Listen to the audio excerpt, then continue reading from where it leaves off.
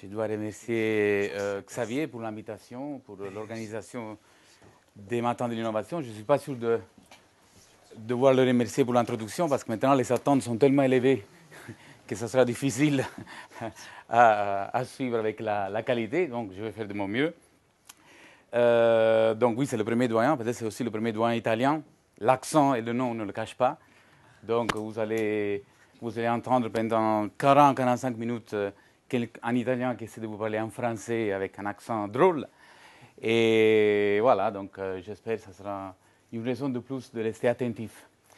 Donc j'ai rencontré Xavier le mois d'octobre et dans mon bureau pour des questions de décanat. Et il a dit, ah, tiens, j'ai vu que tu fais ça au niveau international, les big data, c'est intéressant. Donc, est-ce qu'on fait ça le mois d'avril? Je dis oui, ça fait plaisir. Donc, entre octobre et avril, ça fait 6 mois. Et donc, à l'époque, j'avais un petit peu sous-estimé la charge de travail d'un doyen. Mais je dois le remercier là parce que ça m'a obligé à ne pas décrocher du monde académique pendant 6 mois. Donc, on a passé tout l'hiver avec Yana Ponovarova, que je cite ici sur la première slide, qui est une étudiante de 4e année, du programme PhD de 4e année à l'ESSEC. Et voilà, on a travaillé pendant l'hiver et voilà, sur le sujet de la révolution des big data. Les slides sont en anglais, bien évidemment, je continuerai à parler en français. Et on a essayé de faire un petit peu le résumé de ce qu'on trouve, pas seulement dans le monde académique, mais aussi dans les rapports sortis par les entreprises, par des cabinets de conseil, ce que vous trouvez sur Internet. Voilà, on a essayé avec Yann d'avoir une vraie approche big data à l'étude du sujet. Vous voyez? Donc, je vais vous présenter un petit peu le résultat de notre recherche. J'ai plusieurs objectifs dans les 45 minutes qui suivent. C'est d'abord de vous donner une introduction, comme ça tout le monde sera dans 45 minutes plus ou moins au même niveau de background pour bien comprendre ce que les conférenciers de la matinée vont nous raconter.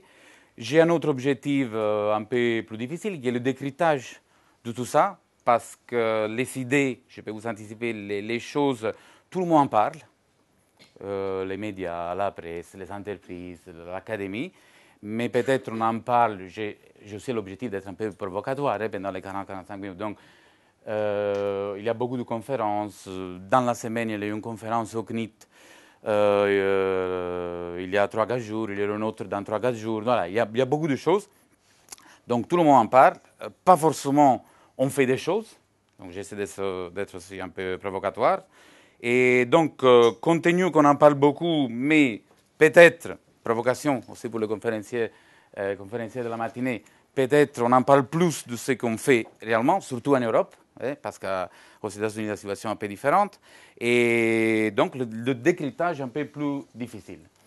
Bon, Xavier a dit que je suis professeur avant d'être doyen. Je suis professeur de statistique, c'est vrai, mais pas de souci. Pour la première fois dans ma vie, je ne présenterai pas une seule formule pendant 45 minutes. C'est la première fois que je fais ce type d'exercice sans formule. Donc, tranquille, pas de formule. Mais quand même, c'est l'année internationale de la statistique, l'année 2013. Et si vous allez regarder le site de l'OECD, la statistique joue quand même un rôle heureusement, un rôle dans cette histoire de big data. Et si vous regardez le site de l'OECD, vous allez trouver la phrase qui est là. Donc, la caractéristique d'une personne vraiment intelligente, et là je cite, est de se faire conduire par des statistiques. Donc, c'était une phrase de George Bernard Shaw en 1895, c'est le fondateur de la London School of Economics. Mais la phrase est vraie, j'y crois, parce que sinon, ce n'est pas la peine d'être statisticien, j'y crois fortement.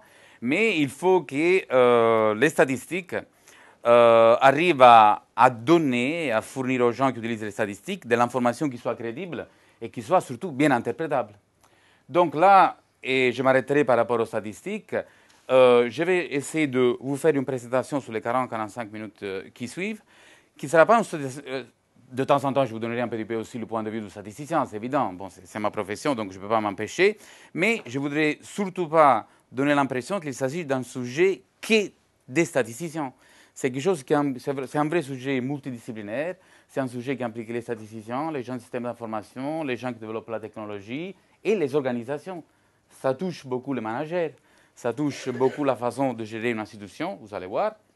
Et ça touche pas seulement les entreprises, ça touche beaucoup l'académie. Donc c'est un vrai sujet très intéressant et d'où la complexité du sujet qui implique plusieurs disciplines. Et ce n'est pas facile. Un statisticien qui parle à un manager dans une entreprise, ce n'est pas facile. Un statisticien, quelqu'un qui fait des systèmes d'information qui doit parler aux gens qui développent la technologie, ce n'est pas facile. Donc d'où aussi la complexité du sujet.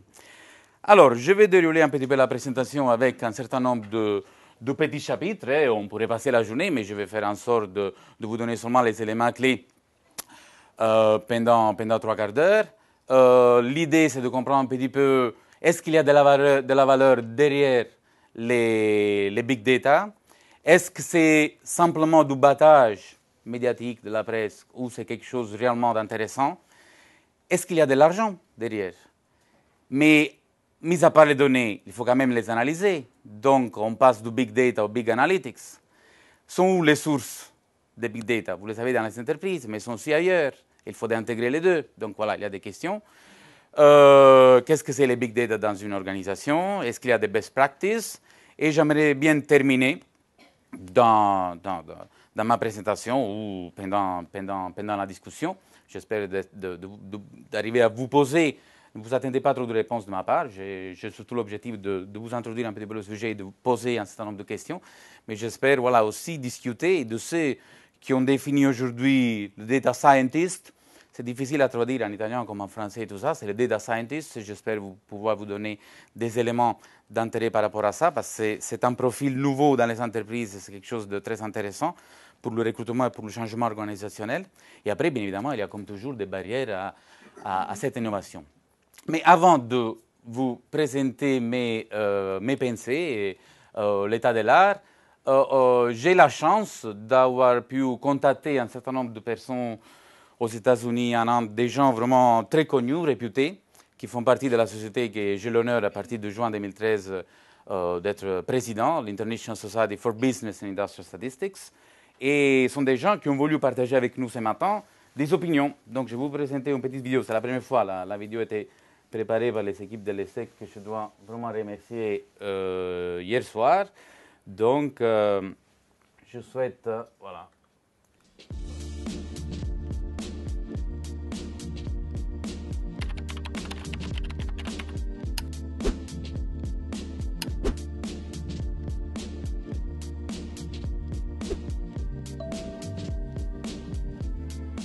Statistics is a language, mathematics is a grammar, and the area of application is a story. Big data for me means it's a volume, variety, and the velocity at which the data are coming these days. It could be petabytes, zettabytes, and not only that, the variety that it is coming either in video form or text form, and also the data are very distributed. Different sciences are all being data enabled. So the big data are playing in big discoveries in science. And that's where I think statisticians play a big role, a key role in analysis of big data and coming up with new discoveries. Big data is relentless. It's continuously generated on a massive scale. It's generated by online transactions among people, between people and systems, and by sensor-enabled equipment. Big data is relatable. It can be related, linked, integrated to provide highly detailed information. Big data is renowned. Publications like the New York Times, the Wall Street Journal report that big data is creating new business opportunities, and it's transforming the way in which traditional businesses work. But what's really changing the world of statistics through big data is the explosion of analyses that are possible by non-numeric data, such as text, images, and social networks. Statisticians need to be more careful while handling big data. Otherwise, there would be garbage in, garbage out. Oh, yes, absolutely. It's changing the way we do statistics now. the data are so massive that the data can easily tell us which model is a pretty good model without us having to do a lot of hand fitting. So that's one way the world has changed, is it's forcing a partnership between statisticians and computer scientists. Nowadays, in order to handle the data sets that we are beginning to see, one needs to focus on issues like data management and scalable algorithms. And that's sort of new territory for statisticians, but it's certainly going to be the wave of the future. I believe that big data is indeed a revolution because it's the wave of the future, and also it provides some novel challenges. For example, many of the techniques that statisticians have used for a long time, such as hypothesis testing, are no longer relevant if one has a petabyte of data. Sooner or later, I believe that the cost effectiveness of grid computing environments is going to bring many statisticians into contact with big data. And I think it will be a revolution for many people working in the field of statistics.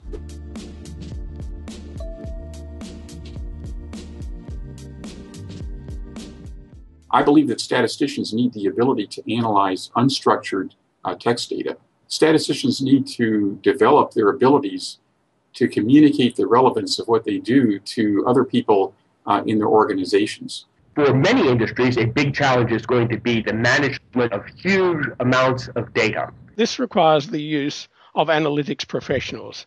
In other words, professional statisticians. Just as they use professionals for engineering work or accounting, drug development or financial analysis, or in their personal lives, doctors, dentists, lawyers, and so on. Big data are also providing some opportunity for false discoveries. And I think this is where statisticians will play an important role.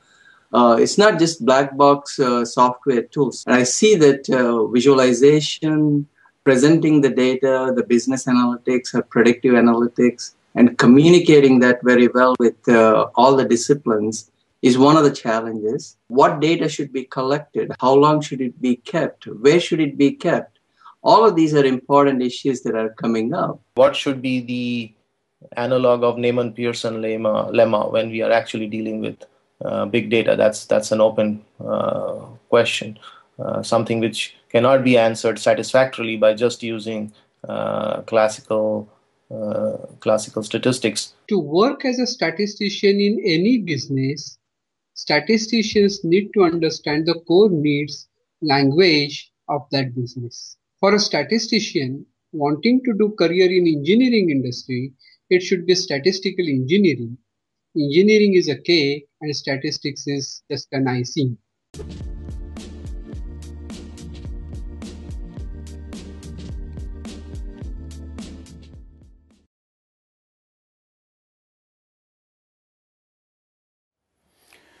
Bon, très bien. Ça me fait plaisir de partager des opinions d'un certain nombre de gens quand même qui travaillent beaucoup dans ces domaines. Vous avez vu, j'espère que c'était clair dans la présentation, vous avez vu que même si la plupart des gens sont des gens très liés aux statistiques, mais quand même pas seulement dans l'académie, aussi dans les entreprises, ils ont démarré en donnant des définitions, des approches, si vous voulez, avec des perspectives techniques. Mais finalement, tout de suite, ils ont basculé en disant oui, mais il y a un problème de communication, il y a un problème de profil des gens qui analysent ces données, il y a un problème de technologie. Donc, vous voyez, ça montre un petit peu ce que je vous disais au début. Il y a la problématique de la disponibilité des données, il y a la problématique de l'analyse, mais il y a aussi la problématique de communiquer autour de ça dans les entreprises. Donc, j'ai bien aimé, parmi d'autres, la phrase de Nick Fisher en Australie qui dit, bon, comme aujourd'hui on a besoin chez nous d'un docteur ou d'un avocat, dans les entreprises, vous avez besoin d'un professional data analyst. Donc, voilà. Alors, sur la base de ce que ces éminents collègues ont eu le plaisir de partager avec nous ce matin, regardons un petit peu plus dans les détails un certain nombre d'éléments liés au big data. Alors, première chose, si vous allez sur Google Trends, on a fait l'exercice avec Yana. Moi, je me suis posé la première question, est-ce que c'est du battage médiatique ou c'est quelque chose d'intéressant? Bon, les gens en parlent beaucoup, oui, les gens en parlent beaucoup. Vous voyez qu'ici, il y a il y a une dizaine d'années, une quinzaine d'années, on a eu la vague du data mining. Et en statistique, on s'est posé souvent la question, est-ce que c'est quelque chose de nouveau? Est-ce que c'est seulement de l'affichage commercial? Est-ce que finalement, dans le data mining, on fait que d'analyse de données, mais on l'appelle de façon plus sexy, comme ça les gens peuvent acheter des logiciels et tout ça? Donc voilà, on a fait un petit peu en comparaison entre les mots que vous trouvez ici.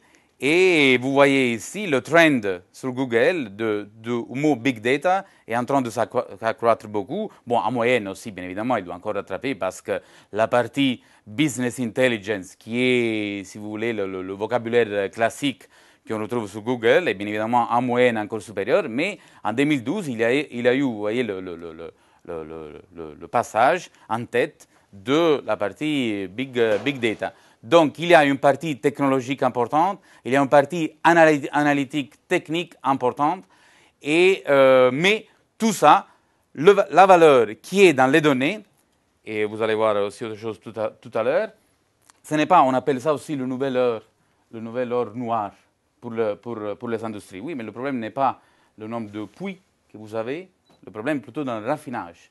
Le problème est plutôt dans la transformation des données qui sont plus ou moins disponibles et qui ont un coût. On va écouter des choses très intéressantes plus tard dans la matinée. Mais le problème, dès que les données sont là, le problème est la transformation, justement le raffinage, donc la transformation de tout ça en information. Il y a eu une évolution, je vais aller assez vite là, il y a eu une évolution assez rapide les 10 dernières années. Et l'élément que je vais partager avec vous ici est que finalement, ce n'est pas seulement un problème de quantité de données, aussi pour un statisticien comme pour les gens qui traitent les bases de données, il y a un problème de changement de la typologie des données parce qu'on a des données qui ne sont pas structurées, on a des données, jusqu'il y a, disons, 15 ans, on avait des données qui étaient des chiffres. Après, on avait des variables qui étaient numériques ou catégorielles, mais on transformait les variables catégorielles comme ça. Si vous prenez, je ne sais pas, la couleur des yeux, la nationalité, tout ça, bon, c'est des variables catégorielles, mais on arrive toujours à trouver un codage pour transformer les variables catégorielles de façon numérique et les traiter comme des variables numériques. Aujourd'hui, ce n'est plus le cas parce que vous n'avez pas forcément des chiffres, vous avez des textes. Déjà, maintenant, là, ils sont en train d'enregistrer, donc vous avez la vidéo, vous avez les mots, vous avez ce que les gens écrivent dans les réseaux sociaux, vous avez les images.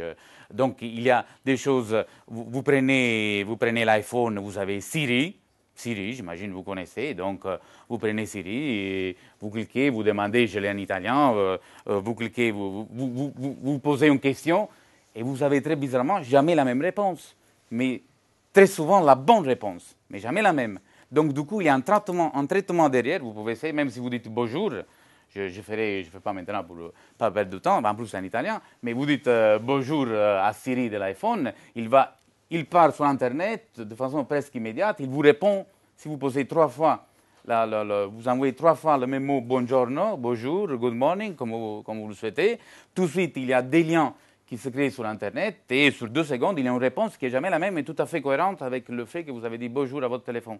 Donc, il y a un traitement de données derrière ça qui change complètement parce que, vous voyez, la nature des données n'est plus quantitative, on n'a plus que des chiffres.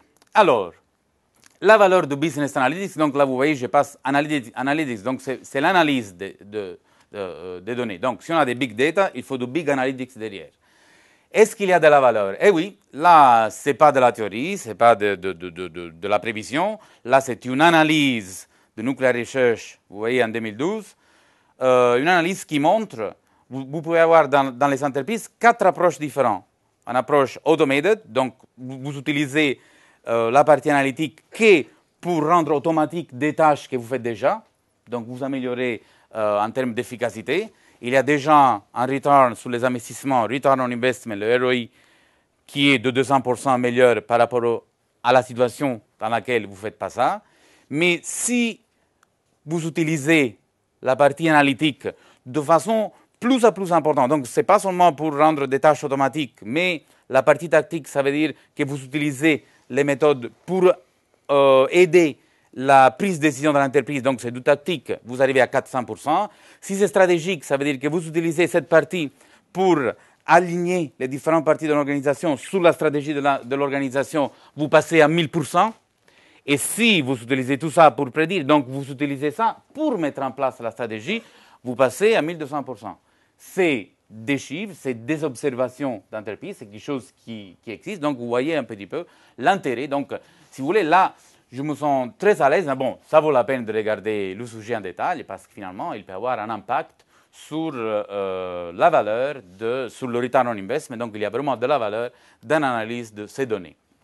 Quelques chiffres, mais on a mis ici des chiffres selon le rapport d'IBM.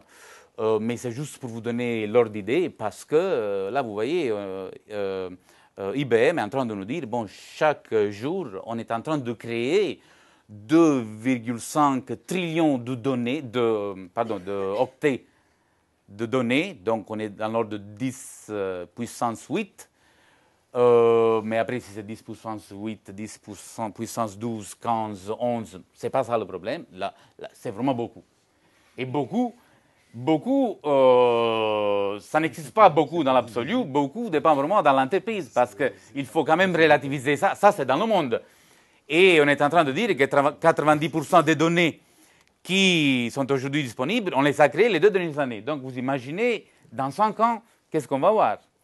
Mais beaucoup, il faut quand même relativiser beaucoup à la taille de votre entreprise, de votre organisation. Parce que déjà beaucoup moins que ça, ça pourrait être beaucoup trop pour votre entreprise. Dans la façon, même pas dans l'analyse, je parle déjà dans la gestion, ou dans les coûts de stockage, ou dans les coûts de collecte, et voilà, d'autres problèmes liés. Mais alors, est-ce que c'est du badage ou c'est quelque chose de vrai? Bon, c'est quelque chose de vrai, ça existe, les choses sont là. Vous voyez la prévision de 12,6 billions comme investissement dans les big data en 2015. Donc, il y a des enjeux technologiques, mais il y a surtout aussi des enjeux économiques. Alors, quand on parle de big data, qu'est-ce que c'est en réalité? Bon, les données sont devenues des big data. Donc, on passe de data à big data. Très bien. Donc, mais c'est quoi big? Je vais décliner un peu plus ça dans un instant. Ce n'est pas seulement le volume, mais aussi le volume. Et en plus, les données ne sont pas seulement big, sont aussi fast. Il y a une vitesse, il y a les flux de données. Les données arrivent, ils partent, et le temps que vous avez pour analyser sont déjà obsolètes.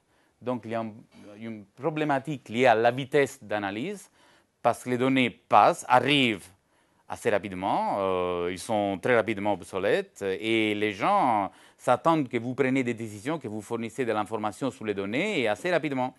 Parce que les données sont vivantes aujourd'hui, donc pendant que vous êtes en train d'analyser les comportements des consommateurs, ils sont déjà changés, donc il y a un risque. Et surtout, ça, j'y tiens beaucoup à ça, les données sont contextuelles. C'est quelque chose qu'on n'avait pas jusqu'à il y a quelques années. Parce qu'on connaissait peut-être très très bien les données dans une entreprise, mais dès qu'on se regardait à gauche ou à droite, il y avait problème de confidentialité, problème de disponibilité de données. Très bien. Problème de disponibilité de données, tout ça. Donc aujourd'hui, il y a des données, voilà, il y a la partie contextuelle qui va beaucoup enrichir l'analyse. Donc ce n'est pas, je vous présente ça pour enlever tout de suite une ambiguïté. Quand vous pensez au big data, ce n'est pas seulement, c'est aussi un problème de volume, mais ce n'est pas du tout exclusivement un problème de volume et de disponibilité. Okay? Alors, la définition classique, vous l'avez aussi écouté un petit peu dans la vidéo. Qu'est-ce qu'il y a derrière les big data? Bon, il y a un problème de volume, oui. OK, bon, ce n'est pas la peine d'insister sur ça. Il y a un problème de variété, donc les données arrivent avec des formes différentes, ne sont pas structurées, donc je vous ai fait déjà un certain nombre d'exemples. Il y a la vélocité, donc les données bougent, comme on dit, donc on a des streaming data, des flux de données, et les données arrivent en grande vitesse, ça implique, c'est bien, oui, mais ça implique aussi qu'on doit prendre des décisions en grande vitesse. Provocation, on verra ce que les conférenciers du reste de la matinée vont nous dire. Et il y a un problème de fiabilité. Il y a un problème de fiabilité, de ce qu'on appelle la véracité aussi. J'ai trouvé cette traduction, je ne sais pas si elle est bonne ou pas, mais on commence à avoir des choses. Mais il y a un problème d'incertitude. Il y a un problème, on se pose des questions sur la qualité des données, sur la fiabilité. Est-ce que les données, est-ce que big is beautiful ou small is beautiful? C'est un peu ça le problème. On a beaucoup de choses, mais est-ce que ça vaut la peine de regarder tout? Et donc, si je peux vous donner un petit peu, par contre, la définition avec l'œil d'un statisticien, c'est des données, et souvent, j'ai le plaisir ici, il y a Anne-Marie Doucet dans la salle, qui qui est très reconnu pour être expert dans les techniques d'échantillonnage, parmi d'autres choses. Là, on a des données qui, à l'origine, ne sont pas du tout des données échantillonnées. On n'a pas des données échantillonnées, mais ça ne tue pas du tout, comme ça rassure moi et ça rassure aussi Anne-Marie, ça ne tue pas du tout l'échantillonnage. Parce qu'on revient parfois à l'origine, au début de la présence des big data, les gens disaient, bon, maintenant j'ai la population, donc je n'ai plus besoin de faire de la statistique inférentielle, parce que la population est disponible. Donc, je peux décrire la population et c'est bon. On revient, parce qu'il y a un problème, on revient un petit peu à l'échantillonnage. Alvarian, qui est un autre copain de l'association 10 bits, mais il avait des problèmes à Google, pas des problèmes personnels, mais des problèmes, des engagements professionnels. Donc hier, il n'a pas pu être en ligne pour enregistrer la vidéo. Mais Al me disait au téléphone avant hier, il disait, moi je reviens beaucoup à l'échantillonnage parce qu'on a compris chez Google que finalement, quand on analyse l'ensemble de la base de données, c'est une question très très simple, très bête, mais il faut le comprendre, quand on analyse l'ensemble de la base de données, souvent on arrive avec des résultats qui ne sont pas du tout pertinents. Parce qu'on a mélangé des choux et des carottes, et voilà, et donc du coup, on ne sait plus la population que nous sommes en train de représenter. On a des résultats qui sont intéressants, mais qui sont liés à quelle population derrière? Point d'interrogation. Donc, il revient un petit peu à l'échantillonnage, mais l'échantillonnage sur les grandes bases de données va être très fort parce qu'on peut avoir un vrai échantillonnage aléatoire parce qu'on a presque la population disponible. Souvent, dans les techniques d'échantillonnage, voilà, Anne-Marie pourra confirmer ou pas ce que je suis en train de vous dire. Dans les techniques d'échantillonnage, souvent, on organise l'échantillon, la taille, comment on va choisir les éléments, avant même de connaître, d'avoir les données disponibles à la population, parce que souvent, on n'avait pas du tout la population disponible. Donc, il fallait se débrouiller sur des bases théoriques. Là, la population est pratiquement disponible. Donc, l'échantillonnage peut être beaucoup plus fiable. OK? Donc, voilà. Mais ça implique des problèmes dans la façon de construire des modèles, parce qu'on a des modèles souples, des modèles qui sont très sophistiqués, mais qui doivent être souples. On a des algorithmes statistiques qui doivent être, comme on dit, computationally scalable. Ça veut dire qu'on ne peut plus appliquer, pas seulement pour des questions méthodologiques, mais aussi pour des raisons computationnelles, on ne pourra plus appliquer les algorithmes statistiques classiques. Et il y a deux choses qui redeviennent très à la mode, c'est la visualisation, parce qu'on a un besoin énorme de rendre les résultats lisibles, interprétables par des non-spécialistes du domaine, et surtout, on ne cherche pas vraiment avec ces données des niveaux de signification statistique, mais on cherche surtout des très bonnes prédictions. Donc c'est la qualité des prédictions qui va donner confiance à la théorie que nous sommes en train de mettre en place. Provocation ici, voilà. Et dans les choses, je vous dis, il y a des choses dans lesquelles j'y crois fortement, il y a d'autres choses que j'essaie de faire passer comme des messages pour un petit peu animer le débat que j'espère il y aura à la fin. Alors, donc ça, je vous disais tout à l'heure, bon, est-ce qu'il y a beaucoup d'argent derrière ça? Oui, il y a, mais l'argent n'est pas dans la disponibilité des données. L'argent est surtout dans la capacité que vous allez avoir de raffinage. Ce n'est pas dans la disponibilité des données, mais c'est plutôt bien évidemment dans l'interprétation. Et voilà, là j'ai repris quelque chose qui disait aussi au téléphone, et bon, ok, pour faire de l'argent avec tout ça, il faut arriver à prédire deux choses, ce qui va se passer et ce que les gens pensent qu'il va se passer. Donc là, vous voyez, il y a une perception des gens, des consommateurs, du marché, qui devient très important dans l'appréciation des résultats que vous allez présenter. Parce que ce n'est pas seulement un problème de connaissance, c'est un problème finalement aussi de compréhension. Avant, il y avait un problème que les données étaient limitées soit en taille, soit en disponibilité par rapport à une entreprise plutôt qu'à l'ensemble du marché. Donc déjà, la disponibilité des données, déjà d'arriver à connaître quelque chose, était déjà bien. Maintenant, on arrive à connaître beaucoup de choses parce que les données sont là. Il faut faire quelque chose de plus, il faut arriver à comprendre. Mais, avez-vous besoin de questions derrière ça? Et là, les avis sont très partagés. Avant, il y a une cinquième caractéristique des big data selon Deloitte, qui est la valeur. Deloitte dit très clairement dans un rapport, tout ça va avoir de la valeur si avant d'analyser, vous avez très clairement en tête la stratégie et les questions à poser aux données. C'est un point de vue. Je ne vous dévoile pas encore si je partage ou pas ce point de vue. Mais là, je vous pose la question. Est-ce qu'il faut avoir la question en tête, clairement en tête, avant d'analyser ces données ou pas? Je ne vous donne pas la réponse. La réponse, je peux vous dire que si vous faites une recherche, si vous demandez à des gens, dans l'académie comme dans l'entreprise, vous avez vraiment presque 50-50. Si vous allez dans les conférences ou les big data, il y a des gens qui disent bon, il n'y a pas de valeur si vous n'avez pas déjà la bonne question en tête. Il y a d'autres qui disent non, mais laissez parler les données. Les avis sont partagés. Ça serait intéressant de comprendre un petit peu votre expérience, l'expérience des conférenciers de la matinée. Donc là, je vous pose une question. Avez-vous besoin, a-t-on besoin d'avoir une question claire en tête, une ou plusieurs questions en tête dans l'approche à l'analyse de ces données? Is more actually less? On a beaucoup plus de données qu'auparavant, mais on a aussi des problèmes qui arrivent avec, comme toujours. Beaucoup de risques de confusion, beaucoup de risques de false positive. On trouve une relation, mais en réalité, elle est plutôt liée à la quantité de données qui sont disponibles qu'une vraie relation qui est dans la réalité. Mais, comme disait tout à l'heure, en partageant l'avis aussi d'Alvarian de Google, avoir une base plus large sur laquelle faire de l'échantillonnage pourrait éventuellement améliorer la qualité de l'échantillonnage. Une question pour la salle.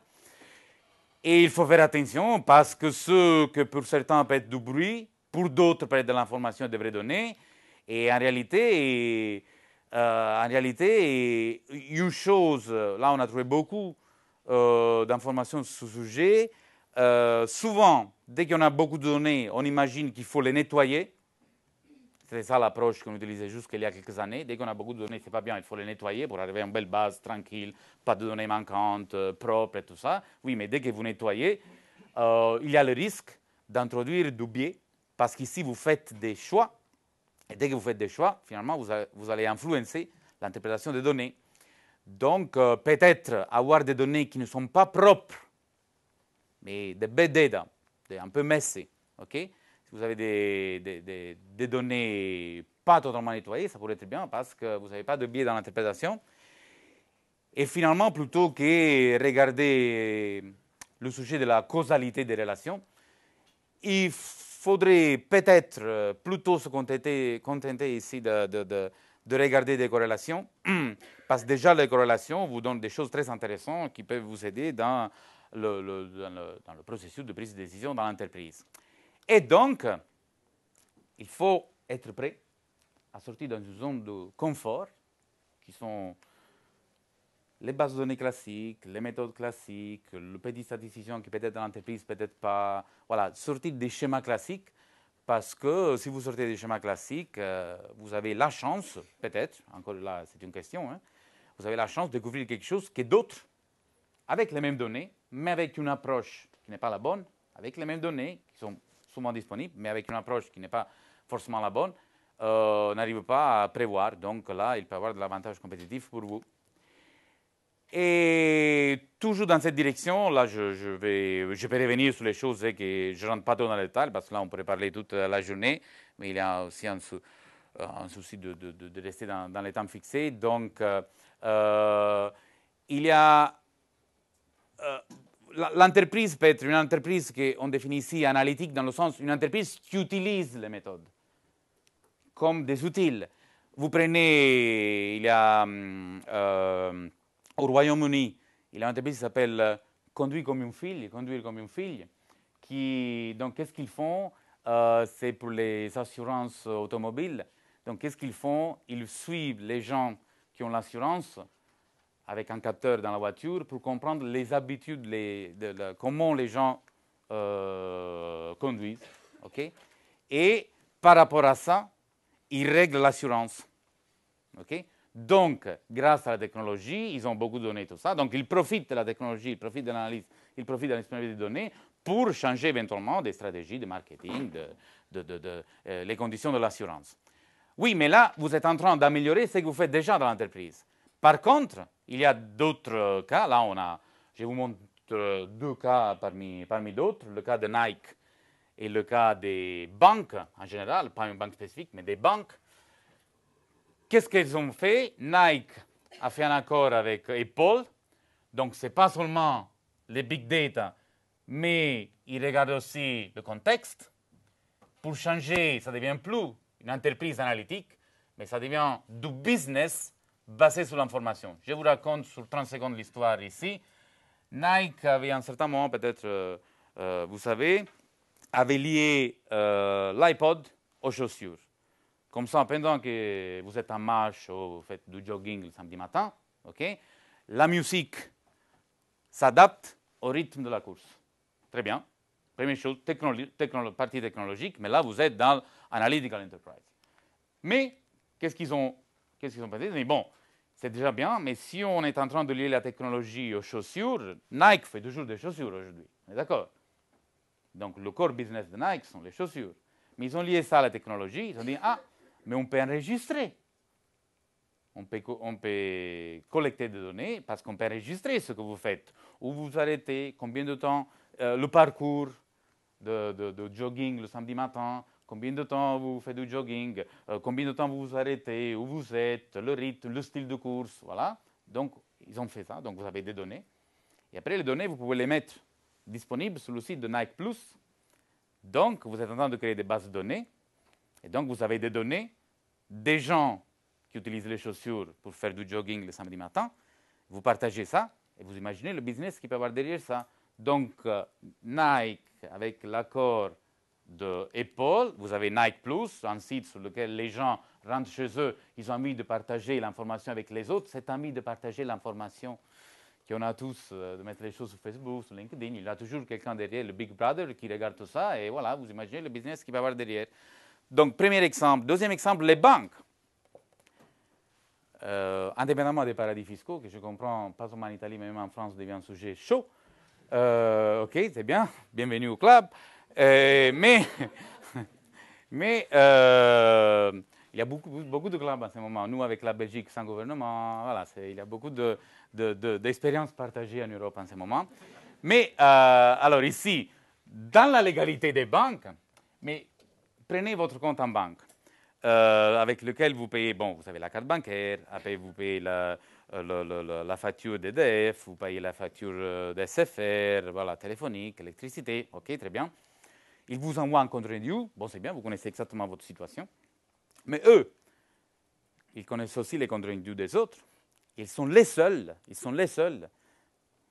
j'exagère, mais pas trop, qui peuvent lier le niveau de consommation téléphonique avec l'électricité et avec les autres dépenses, la carte bancaire et tout ça. Donc, ils pourraient rentrer dans un business qui n'a rien à voir avec les banques, seulement grâce au fait qu'ils ont accès à de l'information que les autres n'ont pas. Ils ne pourront jamais avoir. Vous voyez? Pardon? Ah oui, j'arrive, avec des questions. Oui, mais c'est pour ça que j'utilise le conditionnel partout. Et là, je vous raconte les choses comme une réunion de famille, on est tous ensemble. Très bien. Tout à fait. On y arrive. Alors, donc, dans le paradigme, là, il y a un vrai changement de paradigme parce que là, je vous fais un petit peu la comparaison entre les statistiques officielles des gouvernements de la communauté européenne et ce qu'on pouvait faire normalement dans les entreprises. Donc, bon, on a des caractéristiques de la population ou des entreprises. On déterminait les méthodes de collecte de données. On se lançait dans la collecte de données qui souvent, pas toujours, était spécifique à l'objectif, au problème qu'on voulait traiter. Et après, il y avait l'analyse. Donc là, nous sommes dans un schéma classique d'analyse de données. Maintenant, la situation peut changer. Pourquoi? Parce qu'en réalité, souvent, on présentait nos statistiques avec des moyennes. Là, la moyenne devient de moins en moins importante parce qu'on s'intéresse de plus en plus à des événements rares. On s'intéresse de plus en plus. Vous prenez les cartes bancaires, ils sont beaucoup intéressés aux fraudes. Et heureusement, sur des millions de transactions par jour, il y a toujours des fraudes, mais on a quelques fraudes, heureusement. Mais en statistique, on avait toujours déclaré ça comme des valeurs extrêmes, avec, pas forcément, mais dans la perception, il y avait quand même, comment dire, une approche négative à ça. Oui, c'est des valeurs extrêmes, donc comment on les traite à côté? Non, là, ça devient vraiment de l'information importante. Il y a le problème que pendant qu'on fait l'analyse, les choses sont en train de changer. Donc, il faut considérer ça. Donc, il y a un problème de vitesse, comme je disais tout à l'heure. Et parce que les relations sont dynamiques et les données ne sont plus structurées. Et il y a la partie contextuelle qui compte beaucoup. Et alors, le problème est, j'y reviens, désolé, je répète là pour la troisième fois, mais c'est tellement important. Le problème est, là je vous partage la phrase que j'avais déjà anticipée de Alvarian, le problème est de comment changer le paradigme d'analyse compte tenu des nouvelles caractéristiques de ces bases de données. Twitter, c'est un exemple intéressant parce que il y a beaucoup, on a trouvé beaucoup d'analyses sur les données Twitter, mais la question que je me pose est qu'est-ce qu'on est en train de représenter quand on analyse les données de Twitter. Les données sont là, mais voilà. Je me pose, je vous pose cette question, donc il faut faire attention. Quelle est la population que nous sommes en train d'étudier quand on analyse les données de Twitter? Parce qu'on sait bien qu'il y a, les gens aujourd'hui travaillent beaucoup, les entreprises comme les organisations, travaillent beaucoup sur les liens entre des mesures spécifiques, par exemple économiques, et les sentiments des gens. On a trouvé qu'il y a des corrélations, il y a des choses entre les deux. Donc, l'idée serait éventuellement d'arriver à faire une prévision du PIB de la France, de Gross National Product, de la France l'année prochaine, à partir du sentiment des Français aujourd'hui. OK? Donc, on a vraiment des études autour de ça. Donc là, si je considère les Français, oui, je regarde comment mesurer les sentiments des Français. Donc, est-ce qu'on fait une enquête? Est-ce qu'on fait un recensement? Est-ce qu'on fait des choses? Bon, ça peut coûter très cher, c'est très difficile. Donc, les gens essaient de voir un petit peu comment les Français s'expriment. Sur Twitter, par exemple. Oui, mais quels Français s'expriment sur Twitter? Est-ce que les gens qui s'expriment sur Twitter sont vraiment représentatifs de la population française? Question mark. OK? Donc, il faut faire attention, en général, il faut faire attention. Quand on regarde Twitter, les Twitter followers, il faut essayer de comprendre, ils sont un échantillon, ils se sont sélectionnés, auto-sélectionnés, ils sont là, mais quelle population est présente? Très bien. Une chose intéressante, le MIT, Boston, ils ont mis en place un projet de Billion Prizes Project, et pour arriver à créer par des indicateurs à eux et pas avec des statistiques officielles, par exemple, l'indice des prix. Et ils ont vu en réalité qu'avec ça, ils arrivent à produire des statistiques qui peuvent être plus fiables que les statistiques officielles données par les gouvernements ou données par l'Eurostat, qui est le bureau de statistiques de la Communauté européenne. Le cas de l'Argentine est très clair. Et là, vous voyez bien que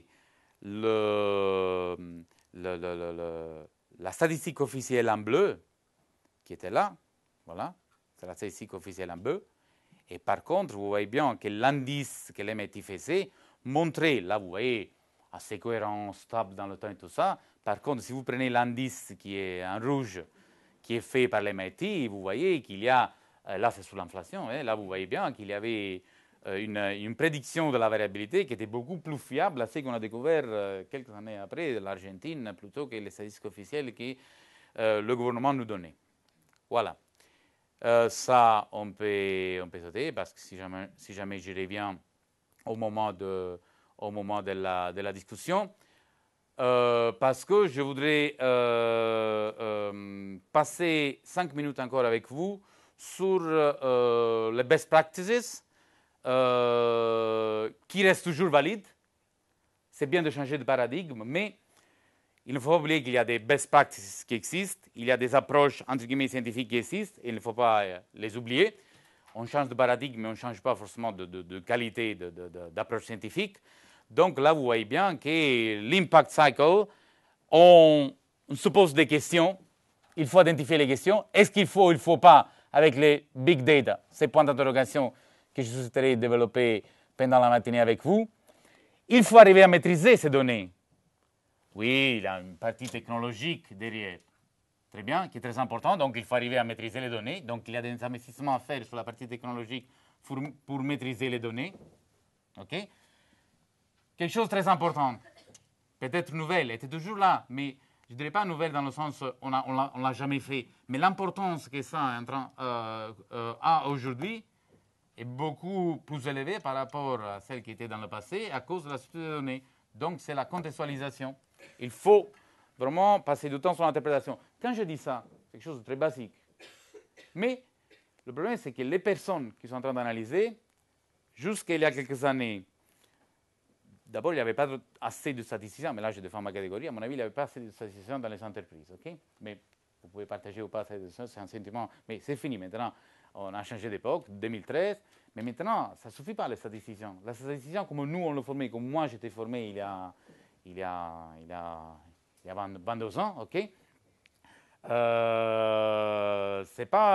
Si l'objectif est que les statisticiens travaillent dans une entreprise avec le big data, la formation que j'ai eue ne serait plus suffisante aujourd'hui. Pourquoi? Parce que c'était une formation très technique. Et donc, si j'arrivais dans une entreprise il y a 15 ans, je connaissais peut-être très très bien mon métier de statisticien au niveau technique, mais c'était bien de rester dans mon bureau analyser des données avec le temps qu'il fallait, avec l'approche scientifique et tout ça, mais je n'allais pas à la vitesse qu'il faudrait avoir aujourd'hui, je n'avais pas la vision d'entreprise qu'il faudrait avoir aujourd'hui, parce qu'un statisticien aujourd'hui, c'est pour cela qu'on l'appelle aujourd'hui data scientist, il doit plus seulement appliquer des techniques, mais il doit être d'abord flexible, il doit aller vite avec les bases de données, et il doit être capable de mieux communiquer par rapport aux résultats des bases de données. Et il peut plus se cacher, entre guillemets, derrière la faible disponibilité des données. Voilà. Encore une fois, j'étais assez provocatoire, je le sais, pendant les 2 dernières minutes, mais voilà, parce que je m'attends aussi des réactions, bien évidemment. Donc, il faut tout ça, pourquoi? Parce qu'il faut arriver à donner des recommandations qu'on peut mettre en place, okay, qu'on arrive à communiquer, et il faut suivre la qualité des actions qu'on a recommandées. Vous voyez? Donc, toute la partie d'analyse qui est là-dedans, et que même si je suis statisticien, je ne l'ai pas mis vraiment trop en évidence, c'est parce que ça devient une partie qui garde son importance, mais il y a d'autres éléments qui deviennent de plus en plus importants dans ce contexte. Voilà, et alors j'y arrive. Data scientist, quelqu'un, pas moi, mais plusieurs gens, par exemple Google, par exemple le Wall Street Journal, l'ont défini, le data scientist, comme le métier le plus sexy le métier le plus sexy du XXIe siècle.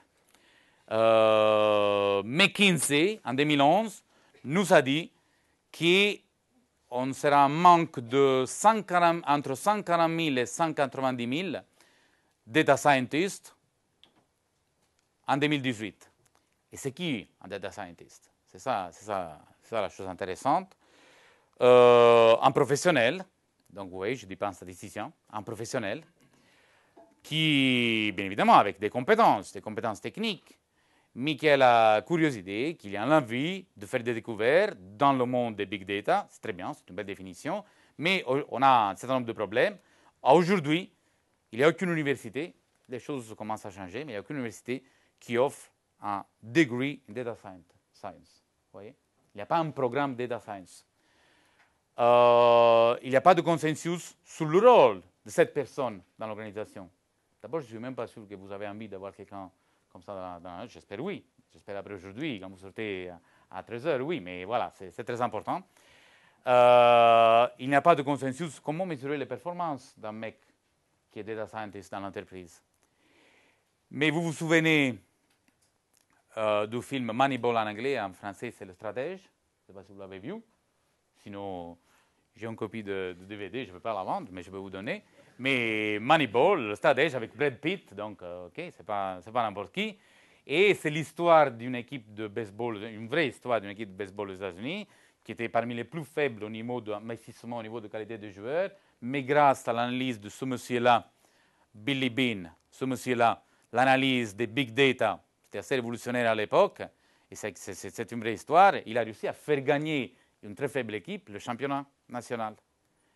Parce que là où les moyens financiers et la qualité des joueurs ne suivent pas, il a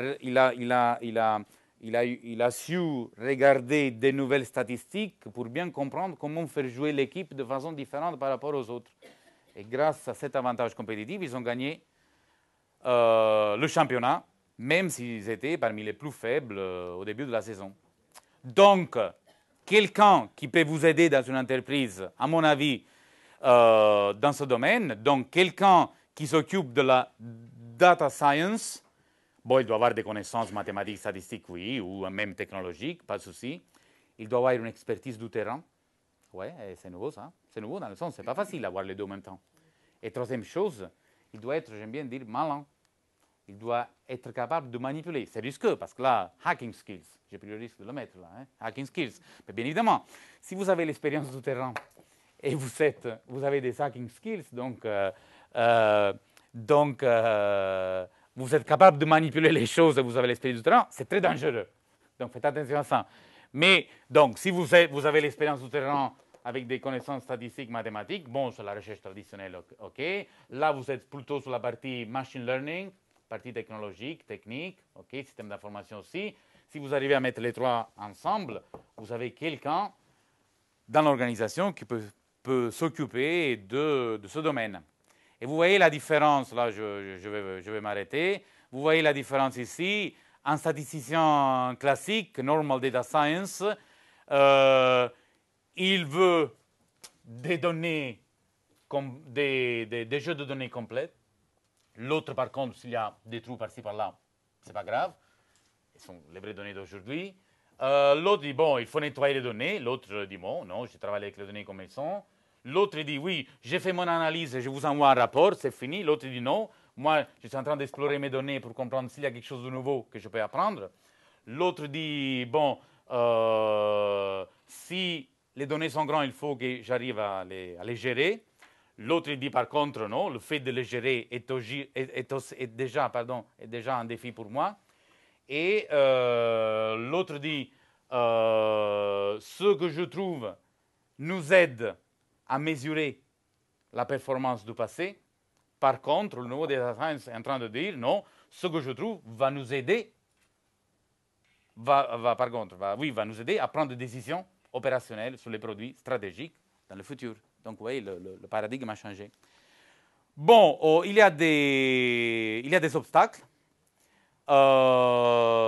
Les gens qui travaillent dans les entreprises aujourd'hui n'ont pas forcément ces compétences, cette formation. Il pourrait y avoir des manques de sous, bien évidemment. Il pourrait avoir un problème de structure organisationnelle. Il pourrait avoir un problème de manque de technologie suffisante. Il pourrait y avoir, très important ça serait bien d'entendre vos opinions, le soutien au niveau des executives, au niveau du board de l'organisation. Est-ce qu'on a envie d'aller dans ce sens ou pas? Point d'interrogation, la réponse est en vous, c'est bien le motto de l'ESSEC. Et donc, pour terminer, là je cite un travail très très récent d'un collègue à l'ESSEC, Nicolas Glady, professeur de marketing, qui va présenter ça dans quelques semaines en conférence. Il dit, bon, ok, il y a un problème de développement des compétences du data scientist, c'est une chose, mais il y a aussi un problème de développement de dynamique spécifique dans l'organisation. Et je rentre un peu plus dans le détail.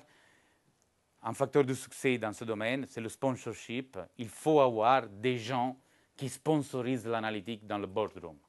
Sinon, ça devient compliqué aujourd'hui. C'est plus seulement un problème de recruter une personne qui analyse les données, c'est un problème de soutenir ce domaine dans l'executive board d'une entreprise. Donc, première chose, sponsorship. Deuxième chose, il faut considérer tout ça dans le recrutement, bien évidemment, de quelqu'un qui peut être capable de faire du data scientist. Il faut être capable de gérer le talent et la connaissance. Donc, c'est quand même un obstacle. Il faut trouver un compromis entre la formation, l'expérience et ce que la personne va faire dans l'entreprise. Et, très important, cross-fertilisation. Donc, ça veut dire le lien entre cette personne ou l'équipe et les autres équipes dans l'entreprise. Je termine, dernier slide. L'innovation, donc, il y a de l'innovation technologique, oui. Il y a de l'innovation méthodologique, analytique, technique, oui. Mais l'innovation la plus importante et donc la plus difficile, là, c'est normal, ce domaine demande une vraie innovation culturelle de l'organisation. Parce qu'il ne s'agit plus seulement d'acheter une technique ailleurs. Vous pouvez faire un investissement, vous achetez une technique, vous achetez les données, vous achetez quelqu'un pour l'analyser. Là, on est sur une échelle différente par rapport au passé, qui demande un investissement pas seulement monétaire, mais un investissement dans un changement organisationnel qui n'est pas du tout facile. Là aussi, je sais, je suis provocatoire, j'étais provocatoire plusieurs fois sans forcément le dire, je le sais, et j'espère qu'il y aura quand même un débat intéressant, une réaction. Mais avant de rentrer dans le débat, il faut d'abord écouter les autres intervenants qu'on a le plaisir d'accueillir ce matin. Merci beaucoup pour votre attention.